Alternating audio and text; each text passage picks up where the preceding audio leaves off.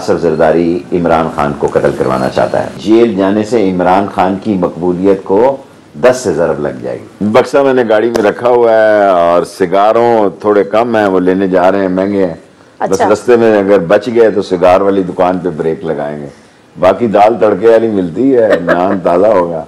तो ये किस जुर्म में आपको गिरफ्तारी है? ये जुर्म की सजा ये है, एक यहाँ नलायक, नकम्मा, निकट्ठू, मिनाजुल कुरान का कातिल, लोगों का, हमला औरतों का कातिल, उसे जरा मैंने शीशा दिखाया है।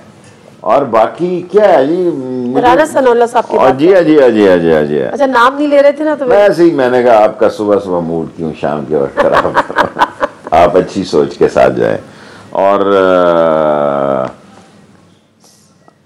2 असम्बलियाँ तहलील हुई हैं, इन्होंने इलेक्शन नहीं कराने, ये डरे हुए हैं इमरान खान से। और मैंने कल इमरान खान को कहा है और आज मैंने प्रेस कॉन्फ्रेंस में chief of the army staff Syed काबिल एहतराम मुनीर शाह साहब से दरख्वास्त की है कि आसिफ जरदारी इमरान खान को कत्ल करवाना चाहता है। वो अपने दूल्हे को वज़ीर आज़म बनवाना चाहता है और नून लीग को पता लग जाएगा 3 एजेंडे हैं, या नाहल हो या जेल जाए। जेल जाने में आसिफ जरदारी ऑन बोर्ड नहीं है, नवाज शरीफ ऑन बोर्ड है। उनका ये ख्याल है कि जेल जाना काफ़ी है। नवाज शरीफ को ये समझ नहीं है कि जेल जाने से इमरान खान की मकबूलियत को 10 से ज़रब लग जाएगी। आसिफ जरदारी उसे एलिमिनेट कराना चाहता है, उसके लिए उसने दहशतगर्द तंजीम से रब्ता किया है।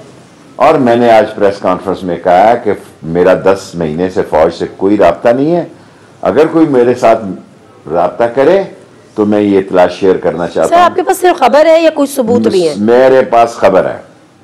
खबर का मतलब है इतलात पर मबनी खबर है। खबर का मतलब इन राइटिंग तो नहीं होती कि भाई जा पुत्र रावी ना कोई आवी ना जावी। बहुत बड़ा इल्जाम लगा रहा है। मैं बहुत बड़ा इल्जाम लगा रहा हूँ और ऐसा ही इस मुल्क में गदर होने जा रहा है। मार्च अप्रैल को 90 दिन, ये मार्च को पता नहीं कौन सा इन्होंने ज़िमनी इलेक्शन रखा है, सूबे के इन्होंने इलेक्शन नहीं कराने।